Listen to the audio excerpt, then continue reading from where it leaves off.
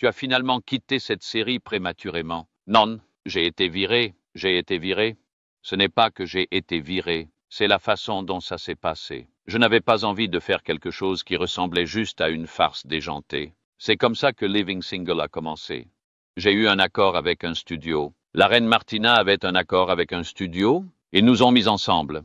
Et puis le studio a trouvé la personne idéale pour créer cette série autour de nous deux. La sitcom à succès des années 90, Vie célibataire, est rapidement devenue un incontournable de la télévision. Et ce qu'il ne faut surtout pas faire, c'est toucher ce fil, mais sa fin soudaine a laissé les fans perplexes. Pourquoi cette série populaire, réputée pour son humour et sa représentation, a-t-elle disparu des écrans si tôt? Des politiques de réseau au défi de l'industrie, voici la véritable raison pour laquelle Living Single a été retiré des antennes. L'histoire de Living Single, une sitcom américaine révolutionnaire, a été diffusée sur Fox du 22 août 1993 au 1er janvier 1998.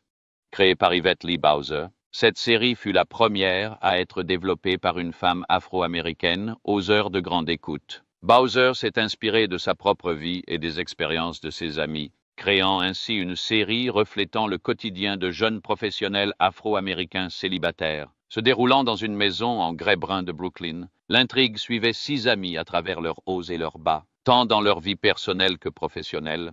L'objectif de Bowser était de transposer à l'écran les expériences de ses personnages, un groupe qui, selon elle, n'avait pas encore été représenté à la télévision. Ce groupe d'amis comprenait des personnages dynamiques qui naviguaient entre la vie, l'amour et la carrière à New York. Avec des intrigues ancrées dans sa vision de mettre en valeur la richesse et la diversité de la culture afro-américaine, souvent oubliée des médias grand public, Bowser a consacré beaucoup de temps, avant la production, à façonner le concept de vivre seul, afin de s'assurer qu'il reflète les défis et les joies de la vie réelle de ses personnages.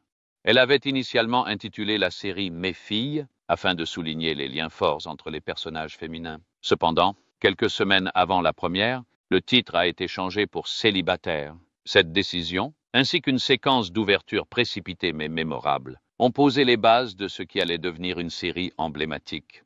Les personnages ont donné vie à un mélange de personnalité et de dynamique, représentant la diversité de la culture afro-américaine et apportant une profondeur inédite aux intrigues. Cette combinaison unique a permis à Bowser de créer des personnages et des scénarios attachants et ancrés dans la réalité, permettant au public de s'identifier à la série. L'expérience de Bowser à la télévision a été essentielle à la réalisation de Living Single.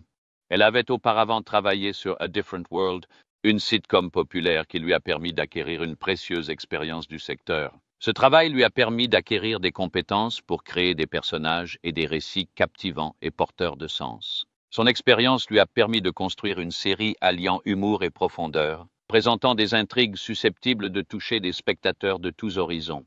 Sous la direction de Bowser, Living Single est devenu bien plus qu'une simple sitcom. Son approche lui a permis de dresser un portrait complet de la culture afro-américaine, mêlant humour, amitié et développement personnel. Cette fondation a été rendue possible grâce au contrôle créatif que Bowser a exercé sur la réalisation de la série, la transformant en une série qui remettait en question les stéréotypes et élargissait les représentations à l'écran.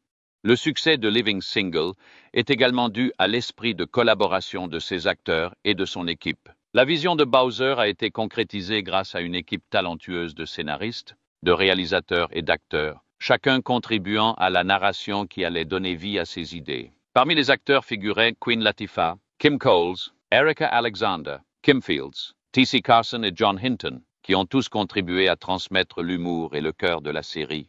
Leur alchimie a créé une forte présence à l'écran, rendant authentiques les amitiés et les tensions entre les personnages. La diversité des personnalités au sein du casting a joué un rôle essentiel dans la création d'interactions captivantes pour le public, permettant à la série de capturer l'essence même des relations entre les personnages. Fox a joué un rôle crucial dans la production de la série, soutenant celle-ci dans le cadre de sa volonté de diversification de la programmation.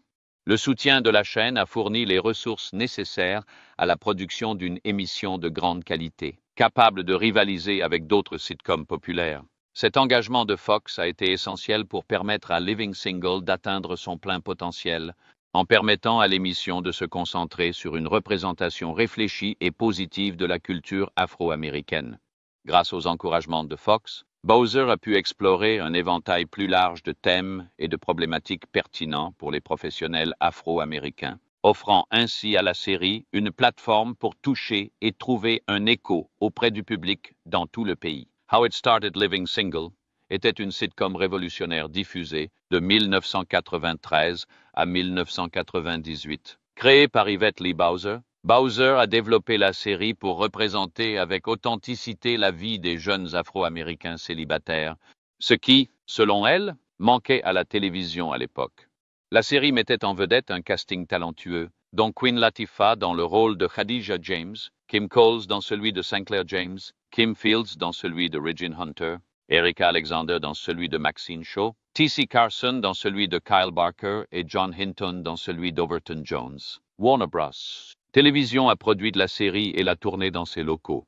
Studios à Burbank, California. L'histoire se déroule à Prospect Heights, Brooklyn. 6 amis d'une vingtaine d'années traversent les hauts et les bas de leur célibat. Ils ont vécu dans 2 appartements différents au sein de la même maison en grès brun, créant un mélange de personnalité et d'expérience qui a rendu la série dynamique et attachante. Le premier appartement abritait 3 femmes indépendantes.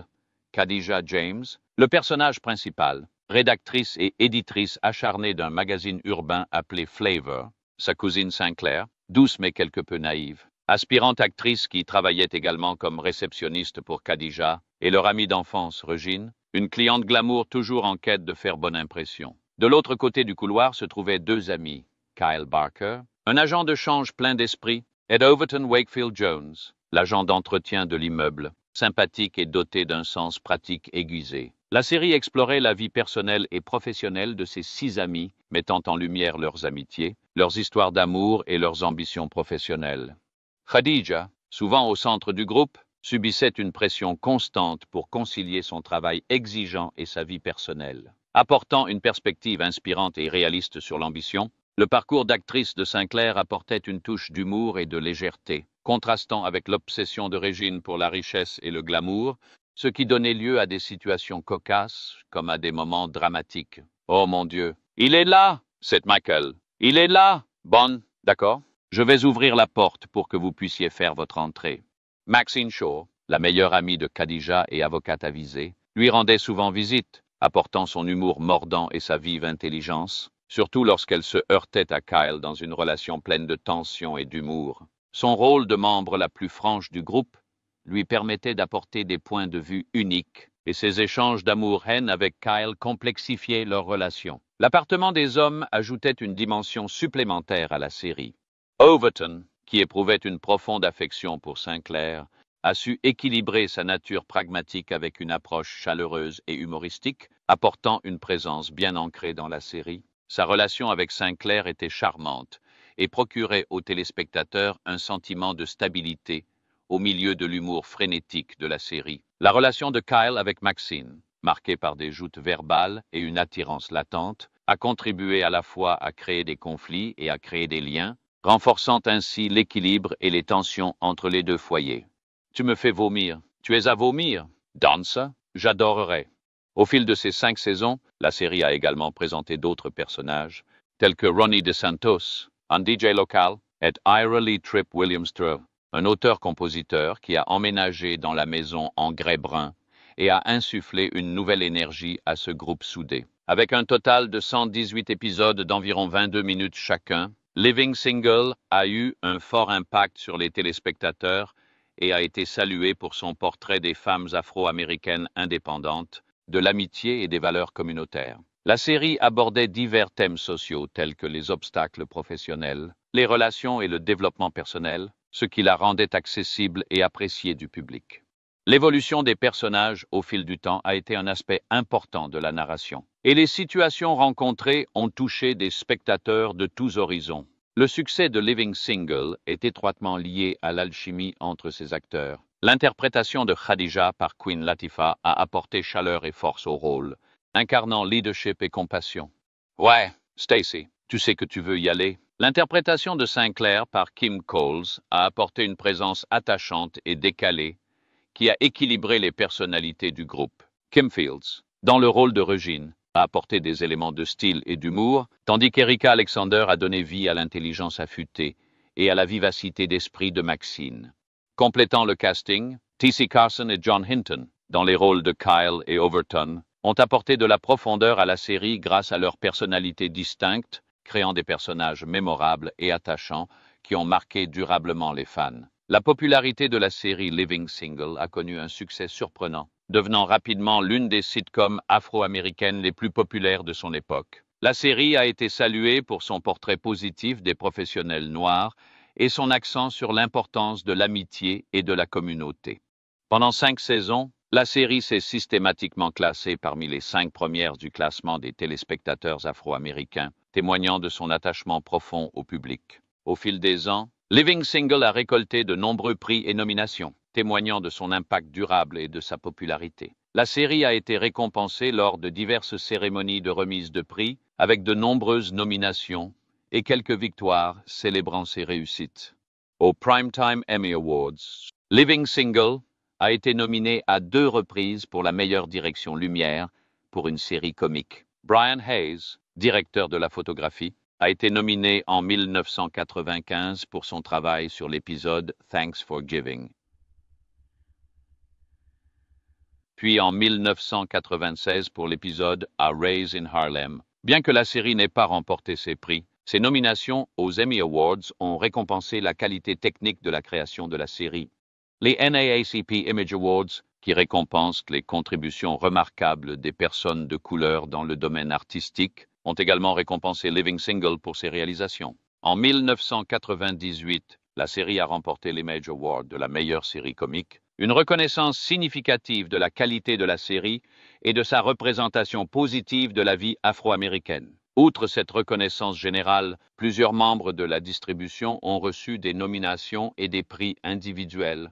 Erika Alexander, qui incarnait Maxine Shaw, a remporté l'Image Award de la meilleure actrice principale dans une série comique en 1998, récompensant son interprétation remarquable. Queen Latifah, Kim Coles et T.C. Carson ont quant à elles été nominées pour leur performance, témoignant de la force et du talent de l'ensemble du casting, contribuant ainsi grandement au succès et à l'attrait de la série. Par ailleurs, les GLAAD Media Awards ont récompensé Living Single pour son intégration d'histoires diverses et socialement pertinentes. En 1997, la série a été nommée dans la catégorie Meilleur épisode télévisé individuel pour son épisode intitulé Femme à femme. Cette nomination témoigne de la volonté de la série d'aborder avec discernement des sujets pertinents, notamment ceux liés à la communauté LGBTQ+, ce qui la distingue des autres séries télévisées, cherchant à toucher un large public tout en abordant des sujets sérieux, souvent sous-représentés. De plus, Queen Latifah a été nommée actrice de télévision préférée aux Kids' Choice Awards en 1995 et 1996, témoignant de son attrait auprès des jeunes téléspectateurs et de la large portée multigénérationnelle de la série. Ces nominations ont souligné l'écho que Living Single a suscité auprès du public adulte, mais aussi des plus jeunes, élargissant encore son influence. Au cours de son parcours, Living Single a récolté 4 victoires et 22 nominations lors de différentes cérémonies de remise de prix. Ces distinctions ont salué la qualité artistique, les prouesses techniques et la pertinence culturelle de la série. En tant que sitcom centré sur les professionnels afro-américains, Living Single a innové à la télévision, mettant en lumière la vie, la carrière et les amitiés de ses personnages principaux d'une manière rarement vue auparavant. Le succès de la série a ouvert la voie à de futures séries qui continueraient d'explorer des thèmes similaires, élargissant la représentation et approfondissant les échanges culturels à la télévision. Avec un mélange unique d'humour et de sincérité, Living Single a touché le public en capturant les défis, les réussites et les joies de la vie de jeunes professionnels noirs ambitieux. Sa représentation de l'amitié et des expériences partagées au sein de la communauté noire a marqué durablement les téléspectateurs comme les critiques. Sa volonté d'aborder des sujets graves, alliée à un humour constant, en a fait une série à laquelle le public s'est profondément attaché. Ah, c'est quand aujourd'hui devient demain et qu'on se retrouve au chômage pour un jour de plus. Et son influence a continué de se propager à la télévision bien après sa diffusion. En plus de proposer des histoires originales et pertinentes à l'écran, Living Single a ouvert la voie à d'autres séries explorant des récits divers centrés sur l'amitié et la vie professionnelle des personnes de couleur. La reconnaissance et les nominations qu'elle a reçues lors de prix prestigieux tels que les NAACP Image Awards, les Emmy Awards, les GLAAD Media Awards et les Kids' Choice Awards témoignent de son attrait pour un large public et une large gamme de critiques. Drames et controverses. Living Single est souvent comparé à Friends, dont la première diffusion a eu lieu 1 an plus tard et qui s'appuyait sur un concept très similaire. De nombreux fans et membres du casting de Living Single estiment que Friends s'est fortement inspiré de leur série. Les similitudes entre les deux séries sont indéniables. Les deux séries suivent un groupe de 6 amis qui jonglent entre le travail, les relations et la vie quotidienne à New York. Living Single se concentre sur un groupe d'amis afro-américains à Brooklyn, tandis que Friends se concentre sur un groupe d'amis blancs à Manhattan. Erika Alexander, qui jouait Maxine Shaw dans Living Single, a publiquement souligné l'effort parallèle, qualifiant même Friends de version édulcorée de leur série. Cette comparaison a suscité un débat permanent parmi les fans et les critiques, beaucoup estimant que Living Single n'avait pas reçu la reconnaissance et le soutien qu'elle méritait. Bien qu'elle ait été l'une des premières sitcoms à mettre en scène la vie de jeunes professionnels noirs célibataires, l'un des sujets les plus discutés de l'ère Living Single a été le départ de T.C. Carson, qui incarnait le personnage adoré de Kyle Barker. Carson a été écarté de la série en raison de ce que les producteurs considéraient comme son rôle de porte-parole des inquiétudes des acteurs. Selon Carson, il représentait souvent les acteurs lors des discussions avec les producteurs sur divers sujets de production. Il a confié lors d'interviews qu'il se sentait obligé de s'exprimer sur les disparités budgétaires et promotionnelles de la série, notamment par rapport aux autres séries de la chaîne. Je ne m'étendrai pas sur le sujet, mais il y a eu des moments où nous avons rencontré des problèmes, et nous les avons abordés en tant qu'acteurs, mais j'en étais le porte-parole. Ce qui a finalement conduit à son exclusion de la série. Le départ de Carson a été une perte importante pour Living Single. Son personnage de Kyle était un favori des fans, et sa complicité à l'écran avec Maxine Shaw, le personnage d'Erika Alexander, a été une attraction majeure pour les téléspectateurs. L'alchimie entre Carson et Alexander conférait un charme unique à la série, et l'absence de Kyle était ressentie tant par les fans que par le reste de la distribution. Le soutien des chaînes, ou plutôt son absence, était un problème récurrent pour Living Single et contribuait aux tensions en coulisses. Malgré sa popularité et son importance culturelle, la série peinait à bénéficier du même soutien marketing et financier que les autres séries de Warner Bros. Les émissions, notamment Friends. Carson a expliqué que Living Single a bien réussi en termes d'audience et d'engagement du public, mais qu'elle a été constamment éclipsée par Friends, qui a bénéficié de davantage de promotion et d'investissement. Ce déséquilibre était frustrant pour les acteurs et l'équipe, qui avaient le sentiment que leurs efforts étaient négligés et que leur série n'avait pas eu la chance d'atteindre son plein potentiel. La différence de traitement entre Living Single et Friends était perceptible non seulement au niveau marketing, mais aussi dans les budgets alloués à chaque saison. Living Single disposait de moins de ressources, ce qui a affecté la qualité des décors, des costumes et d'autres éléments de production. Les tentatives des acteurs et de l'équipe pour remédier à ces inégalités se sont souvent heurtées à des résistances, ce qui a encore tendu leur relation avec la chaîne. Malgré ces obstacles, Living Single a eu un impact durable. La série a fait découvrir au public des personnages afro-américains forts et indépendants et a illustré les liens d'amitié et l'esprit communautaire qui unissait le groupe, ce qui a profondément touché son public. Elle a ouvert la voie à de futures émissions mettant en scène des acteurs diversifiés et a contribué à élargir la représentation dans les sitcoms télévisés.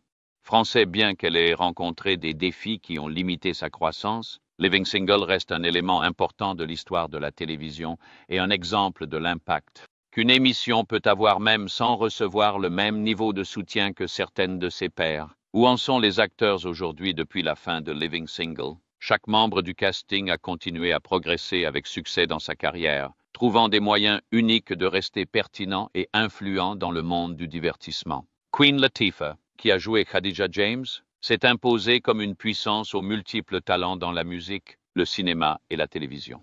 Elle joue actuellement dans la série The Equalizer sur CBS, où elle incarne Robin McCall, une ancienne agente de la CIA devenue justicière pour aider les plus démunis, Merci, mais je pense que cette mission est ma croix.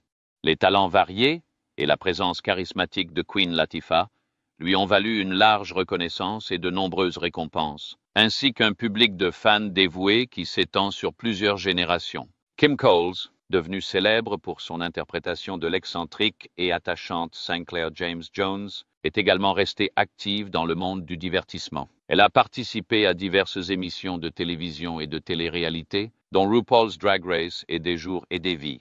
Le talent naturel de Coles pour la comédie et sa personnalité vive et chaleureuse ont fait d'elle une figure appréciée de la télévision et de la télé-réalité. Ses contributions lui ont permis de rester en contact avec un public qui apprécie son humour et sa présence captivante à l'écran. Kim Fields, qui incarnait l'élégante et ambitieuse Regine Hunter, a habilement fait la transition vers la réalisation tout en poursuivant sa carrière d'actrice.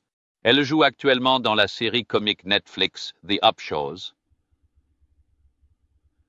où elle incarne Regina Upshaw, un rôle qui met en valeur son sens de l'humour remarquable et ses talents d'actrice remarquables. Tu as utilisé cet argent pour acheter une voiture à ta future maman? C'est l'argent de mon téléphone. Là. Oh! Fields a également acquis une certaine reconnaissance pour son travail derrière la caméra, renforçant sa réputation de professionnelle talentueuse et polyvalente, capable d'exceller dans divers domaines de l'industrie. Ses projets de réalisatrice lui ont valu le respect du public et de ses collègues, lui conférant une place de choix parmi les talents aux multiples facettes. Erika Alexander, qui a donné vie à l'avocate perspicace et franche Maxine Shaw, est restée très active au cinéma et à la télévision, se démarquant par des rôles complexes et variés. Elle a joué le rôle de l'inspectrice Latoya dans le film acclamé par la critique Get Out de Jordan Peele, ainsi que dans la série de super-héros Black Lightning, où elle incarne le personnage de Perina. Elle est également à l'affiche de la série Wu-Tang sur Hulu, une saga américaine qui suit l'ascension du groupe de hip-hop emblématique. À travers ses rôles, elle a démontré son impressionnante palette scénique et son dévouement pour des projets aux histoires captivantes.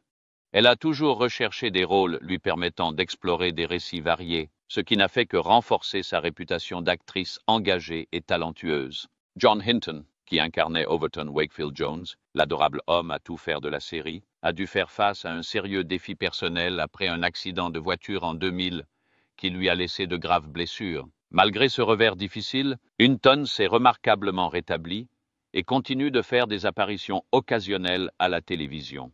Sa résilience et sa passion indéfectible pour le métier d'acteur lui ont valu l'affection de ses fans et l'admiration constante du milieu, même après avoir traversé des épreuves personnelles. Hinton est resté dévoué à son art, une qualité qui résonne profondément auprès du public qui se souvient de lui avec tendresse dans Living Single et apprécie sa persévérance. T.C. Carson, connu pour son interprétation du suave et sophistiqué Kyle Barker, a connu le succès dans un autre domaine, le doublage.